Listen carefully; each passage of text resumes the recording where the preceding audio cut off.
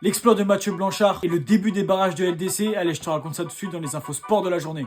Mais avant ça, moi c'est Noah Montana Sport et toujours je te parle d'actu sport, donc abonne-toi pour rien rater. Première actu, Mathieu Blanchard réussit l'exploit de remporter le 600 km de la Yukon Arctic Ultra, la course ultra trail. Dans le froid glacial du Canada, il a mis un peu moins de 8 jours pour la réaliser en tirant un traîneau de 30 kg. Tout ça après avoir remporté la Diagonale des Fous à La Réunion il y a quelques mois. Mais du coup, c'est quoi la prochaine étape en fait? C'est un délire. Deuxième actu, en NBA, la star des Milwaukee, Giannis Antetokounmpo, est forfait pour les All-Star Games, prévus dimanche. Et c'est donc Trae Young, meneur des Hawks d'Atlanta, qui le remplace. On passe au résultat. Cette nuit, Doncic a disputé son premier match avec les Lakers. Il a marqué 14 points et a remporté le match 132-113 contre Utah Jazz. Wemby était en mode All-Star aussi avec 31 points et 15 rebonds. Il permet aux Spurs de l'emporter 131-121 contre Washington.